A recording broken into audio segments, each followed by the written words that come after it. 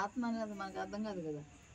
ఈ శరీరం అయితే కనపడుతుంది లోపల. మరి ఇప్పుడు నేను మాట్లాడతా నా మాట్లాడాలి ఆగిపోయినాయి అనుకో, ఈ కదలికలు మాటలు అంటే శ్వాస ఆగిపోయింది అనుకున్నాం. అబద్ధంగా ఊరికి నిజం కాదు, అబద్ధంగా ఆగిపోయింది అనుకున్నాం. అప్పుడు ఏమంటారు నన్ను? శవం అయిపోయింది, శ్వాస ఆగింది అంటారు కదా.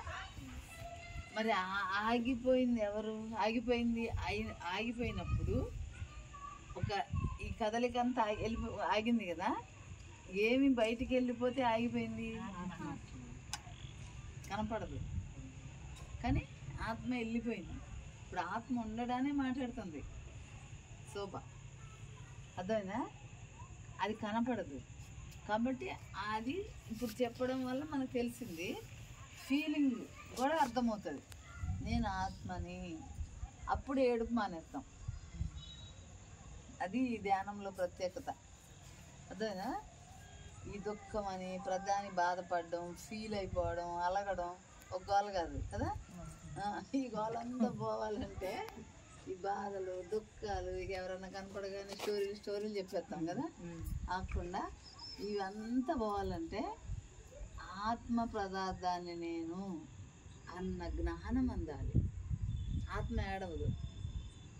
అదే శరీరం తత్వంలో ఉండి మైండ్ లెవెల్లో ఉంటే ఇంకా ఊహించుకొని ఎడుతాం కదా, చిలవల పొలాలుగా. కాబట్టి ఆత్మస్థితికి చేర్చేదే ఈ ధ్యానము. శ్వాస మీద ధ్యాస ధ్యానము. అప్పుడు ఆత్మ అయినప్పుడు ఏమవుతుంది? ఆత్మకి ఏ జబ్బులు ఉండవు. మన జబ్బులు కూడా తగ్గుతాయని చెప్తాం కదా ధ్యానం చేయడం వల్ల. కాబట్టి శరీరానికి ఉన్న రుగ్మతలు కూడా పోతాయి, మంచిగా అవుతుంది. ఎందుకంటే మేమందరం జబ్బును బడి వచ్చిన వాళ్ళం. జబ్బు వస్తేనే ధ్యానంలోకి వచ్చాం, అదేనా? ఏదో ఒకటి ఉంటేనే వస్తాం ధ్యానంలోకి. ఆ బాధ తట్టుకోలేక కూర్చోలేక ఇలాగ కుర్చీలో కాళ్ళు చెప్పుకొనైనా క్రాస్ చేసుకొని కూర్చోండి. కాళ్ళు నొప్పులు పడితే కళ్ళు 2 మూసుకుందాం. కళ్ళ జోడు ఉంటే తీసేద్దాం. ఒక 2 నిమిషాలు ధ్యానం చేద్దాం. శ్వాస మీద ధ్యాస ఉంచుదాం. ఆలోచన వస్తే ఆపేసి ఒక 5 నిమిషాలు చెప్పారు మేడం. ఇంటికి పోతే వల్ల ఇన్ని అయిపోతుంది. సరే, 5 నిమిషాలు ధ్యానం చేద్దాం. మేడం గారి కోరిక ప్రకారం శ్వాస మీద ధ్యాస, ఆలోచన వస్తే ఆపేసి సహజంగా జరిగే ఉచ్ఛ్వాస నిశ్వాసాలని గమనిద్దాం. ప్రతి ఒక్కరూ ఈ ధ్యానం చేయాలి. చిన్నపిల్లల దగ్గర నుండి 3 ఏళ్ల వయసు, 3 సంవత్సరాల వయసు వాళ్ళ నుండి శ్వాస ఆగిపోయేంత వరకు కూడా అందరం ధ్యానం చేయాలి ఫ్రెండ్స్.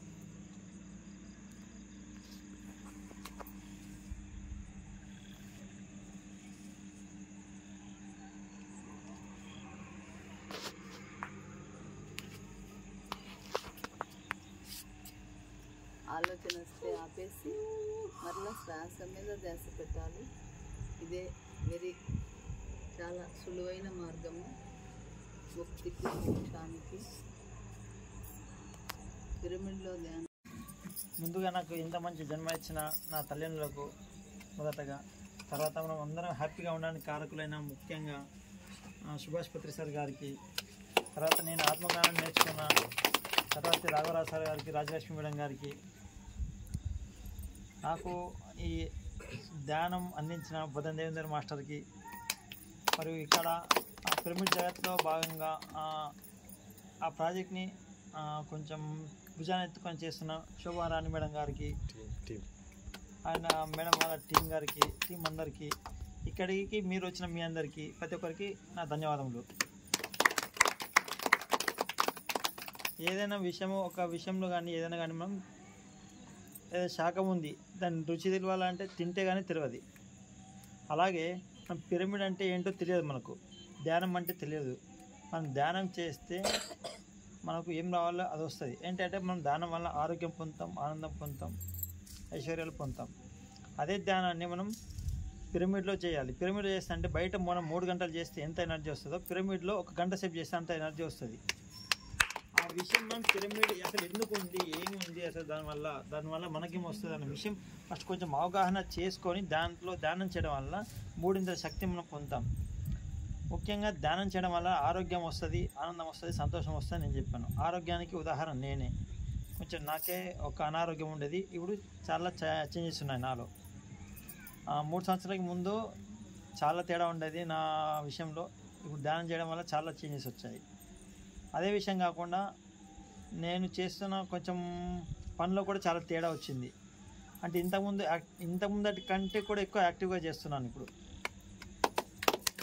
ఇంకా ధ్యానం చేయడం వల్ల కంటే కూడా ధ్యాన ప్రచారం ఇంకా హ్యాపీగా ఉంటుంది నాకు. నేను ఎందుకంటే ఆ రోజు ధ్యానం చేయకపోయినా కానీ ధ్యాన ప్రచారం చేయడం వల్ల కానీ లేకపోతే శాకాహార ర్యాలీలో తిరగడం వల్ల కూడా ఆ రోజు ధ్యానం చేయకపోయినా నాకు ఎనర్జీ ఫ్లో అవుతుంది. అంటే మనం దాంట్లో ఇంకా ఎక్కువ శక్తిని పొందుతున్నాం. శాకాహార ర్యాలీలో మనం ఏంటంటే ప్రతి వాళ్ళకి చెప్తున్నాం, మనం ఏంటి కోడి గుడ్డుతో సహా చికెను, మటన్, చేపలు, రొయ్యలు ఏం తినవకండి అని మనం ప్రచారం చేస్తున్నాం. అలా కూడా మనకు ఎనర్జీ ఫ్లో అవుతుంది. నాకైతే వచ్చింది, అందరికీ వస్తుంది. ఎందుకంటే అక్కడ ఉన్న ఫార్ములా అదే, మనం విశ్వానికి సాయం చేస్తున్నాం కాబట్టి విశ్వం మనకు ఆటోమేటిక్గా ఇస్తుంది. ఓకే, సరే, థ్యాంక్ యూ అండి. ఈ అవకాశం ఇచ్చిన మీ అందరికీ ధన్యవాదాలు.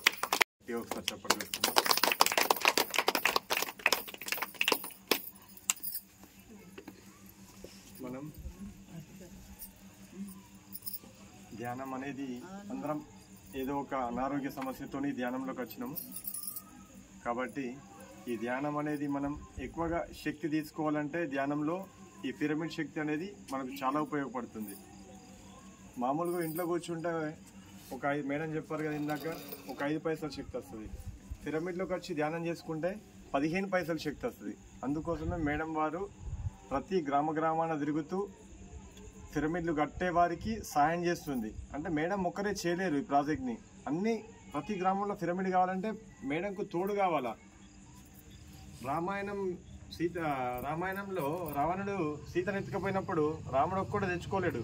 రాముడు వెనుక ఎంతో సైన్యం ఉంది. మనం కూడా మేడంకు హనుమంతుల్లాగా అందరం మేడం వెనకాల ప్రయాణిద్దాం. పిరమిడ్ జగత్తులో మనం అందరం భాగస్వామ్యులు అవుదాం. ప్రతి నెల మనం కూడా వీలైనంతలో, మీకు ఎంత 100 రూపాయలు అయితే 100 రూపాయలు, 500 అయితే 500, 1000 రూపాయలు అయితే 1000 రూపాయలు, మన సంపాదన బట్టి మనం కూడా ఈ పిరమిడ్ జగత్తులో భాగస్వామ్యులు అవుదాం. మనం కూడా ప్రతి నెల అందరం పంపిద్దాం. 100 రూపాయలు ఖచ్చితంగా 100 రూపాయలు అయితే పంపిద్దాం అనుకుందాం. మేము ఇప్పుడు డిసెంబర్ నుంచి పంపిస్తున్నాం. మేమిద్దరం, మా భార్య 500, నేను 500, ఇద్దరం పంపిస్తున్నాం. మాకు చాలా బాగా అనిపిస్తుంది. ఇది ఒక సేవ, అన్ని సేవల కన్నా గొప్ప సేవ ఇదే, ధ్యాన సేవ. ప్లస్ శాకాహారం, ప్రతి ఒక్కరు శాకాహారిగా మారాలా. ప్లస్ ప్రతి ఊర్లో పిరమిడ్ కావాలా. అంటే హాస్టల్ లేకున్నా నడుస్తుంది. ఊర్లో ఒక పిరమిడ్ ఉందంటే ఇది సూపర్ స్పెషాలిటీ హాస్టల్. ఇందులోకి వచ్చి అన్ని రోగాలు తగ్గించుకోవచ్చు, అన్ని సమస్యలు తీరిపోతాయి. కాబట్టి ప్రతి ఊర్లో పిరమిడ్ కావాలనే పత్రిజీ ఆశయాన్ని మేడం గారు దాన్ని నెరవేరుస్తారు. మేడం వెనుక మనం కూడా ప్రయాణిద్దాం. మేడం గారికి గట్టిగా ఒకసారి చప్పట్లు కొడదాం. థ్యాంక్ యూ మాస్టర్స్ అందరికీ.